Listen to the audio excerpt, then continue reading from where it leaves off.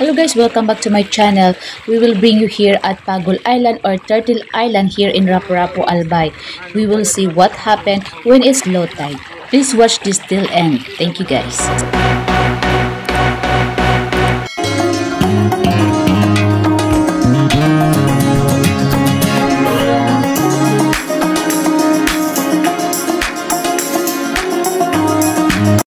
Once again, welcome to Pagol Island here in Rapu-Rapu, Albay, riding in a motorboat. Pero bago yan, kayo pumunta doon, let me give you an introduction or brief information about this island. Pagol Island is a group of rock outcrops. Outcrops means a rock formation that is visible on the surface, jutting out of the water approximately 900 meters offshore of the poblacion of Rapu-Rapu, Albay. During low tide, one can actually wade through the water from the shore to the island. Ibig sabihin guys, kapag low tide guys, nawawala or konti lang ang tubig na nandyan sa dagat guys, at pwede kayong maglakad papunta doon sa Pagol Island na nakikita nyo yung maliit na isla doon sa gitna guys. Kapag low tide talaga guys ay nababawasan at nawawala yung tubig dyan, kaya pwede kayo pumunta doon. The island has caves, a natural bridge, and some flat areas along the shores, making it a favorite picnic destination. Yes, kapag nakapunta na kayo doon sa island na yun, may cave kayong makikita doon, guys. Indeed, the vandalism carved out into the rocks and hard clay proves it. Yes, na-prove nila guys nang sirain nila yung island na yun at nakita nila yung natural bridge doon at may caves, guys. Some visitors refer to it as Turtle Island due to the shape of one of the outcrops, which features the likeness of an animal with a stretched neck and its head deep into the water. The neck forms the natural bridge. While this landform does not appear in most maps, it is said that somebody owns the island. There's even a farm on top of the biggest outcrop. So guys, yun yung sinasabi sa history na ang Philippine Archipelago ay meron tayo ng 7,641. At kapag pag low tide, meron tayong 7,107 islands at high tide naman 7,100. Kaya yung sinasabi na ito daw, hindi daw siya nakikita sa mapa itong island na ito. Kasi natatago siya, nakikita lang siya kapag low tide guys. Yan, according sa history yun guys, sa research guys. How to get there guys, how to travel from Legazpi to Rapu-Rapu Port. Before, they said that there's no connection from Legazpi Port to Rapu-Rapu Island. However, you can take the bus to Sorsogon City, then take the travel to Rapu-Rapu Island. But the best way to get from Legazpi Port to Rapu-Rapu Island without a car is to bus and travel, which takes the 1 hour and 21 minutes and cost for safe travel guys. From here guys, nasa motorboat na sila guys at makikita kayong motorboat doon guys, papunta nang babalik naman yun guys.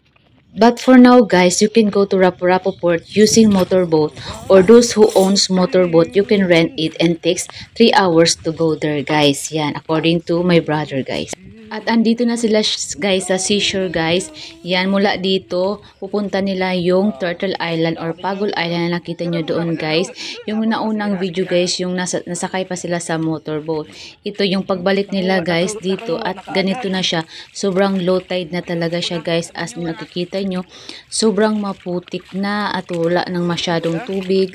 At konting tubig at sobrang putik. Yan, pwede yan yung paa mo dito madala sa ilalim guys kasi sobrang putik na talaga guys dito. As nakikita nyo guys, yan yung mga dahon o yung mga grass sa ilalim ng ang dagat. Yan, nakikita nyo na guys, kaya ibig sabihin parang napaka wonderful talaga dito sa dagat dito guys, kasi hindi mo malaman kung gaano siya kalalim o kalawak talaga ang dagat guys. Yan, minsan hindi natin alam kung ganito pala siya kapag low tide, na parang mabibigla ka na lang na walang tubig talaga guys. As nakikita nyo sa taas guys, yung unang video ko na may tubig at nasa motorboat sila guys. Ngayon ay naglalakad na sila papuntang Turtle Island or Pagol Island, na dahan-dahan lang guys kasi sobrang maputik talaga guys. At yan, may nakita silang starfish guys. At malinaw din yung mga tubig. May part guys na hindi siya malinaw, malabo kasi maputik nga guys at napakadami siyang starfish. Kung gusto mo lang talagang kumuha nito.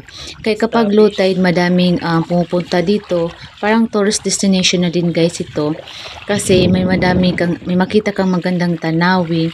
Ayan, sa mga gilid nito guys, yan, yun yung paligid na ng Rapu-Rapu guys, yung Pagol Island. Ito guys. Yan, papunta na sila doon. Malapit na sila guys. Yan, nakakuha sila ng shell guys. Yan. Yan, maraming nagbibideo guys kasama nila. At ito, malinaw yung tubig guys.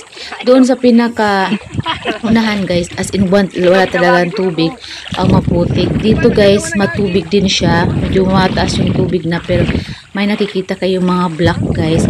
Ito yung mga black guys, yung kapag natinik kayo, masakit yun. Yan guys, malapit na sila. Yan sa Turtle Island or Pagol Island guys. Diba para ka napaka-impossible guys kasi mula sa pagsakay ka sa motorboat na sobrang matubig. Ngayon, marating mo na lang inalakad mo lang at konti lang ang tubig. Kaya para ka napaka-impossible nang maganito ang pag-low tide talaga dito guys. Yan.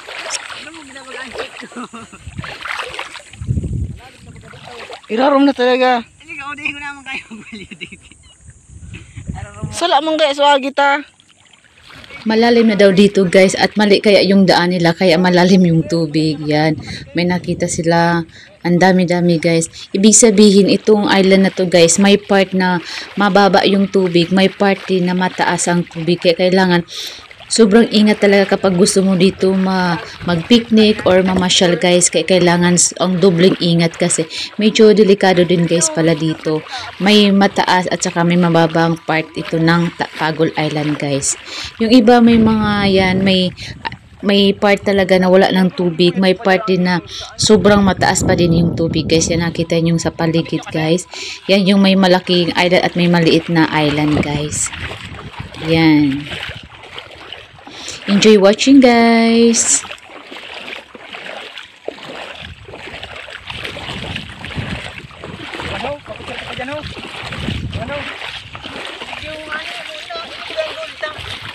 Ayan ang gold pa.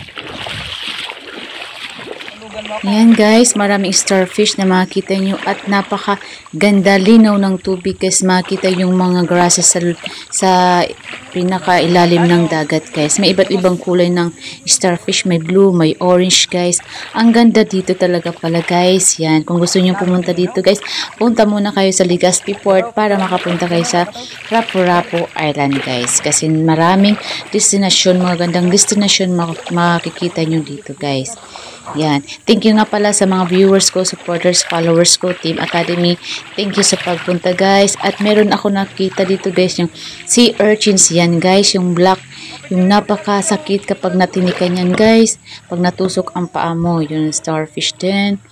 Yan. Ang lalim na ng tubig pala dito yan guys, yung mga grasses sa ilalim ng dagat. Yung mga bato, yan. Ang ganda guys, sa ilalim ng dagat yan guys. So dito sa Pagol Island or Turtle Island.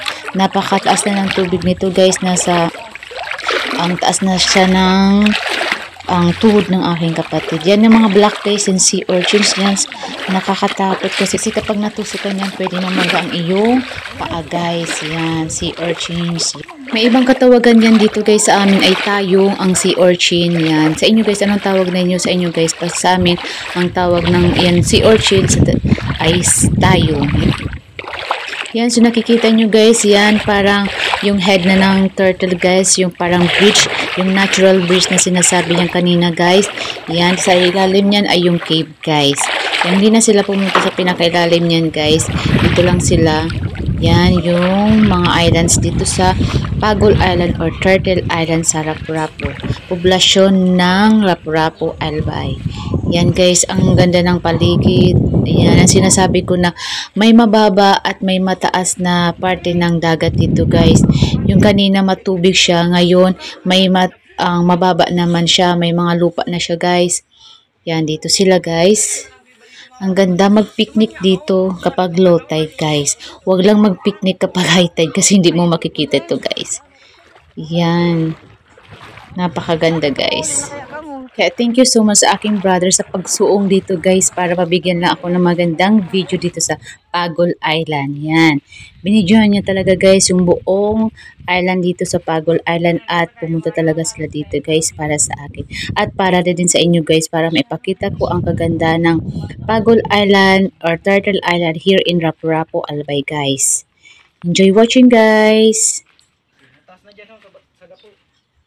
Yan guys, ang kagandahan ng Pagol Island. I hope nag-enjoy kayo sa pag-watch at pagpunta dito through on screen guys sa Pagol Island or Turtle Island here in Rapu-Rapu. Kung gusto niyo pumunta dito guys, yan. Ang punta na lang kayo sa Legazpi Port muna bago makapunta kayo dito sa poblasyon ng Rapu-Rapu Island. Napakaganda guys, yan. Sila lang dito muna kasi nasa work sila kaya pumunta sila dito. Marami din pumupunta dito guys. Sa ngayon kasi yung mga ka-work lang at yung kapatid kong pumunta dito. Pero kapag nagkataon maganda ang panahon, madaming pumupunta dito guys. Lalo na kapag low tide talaga dito guys. Thank you for watching, especially to Team Academy guys. Thank you. God bless us all.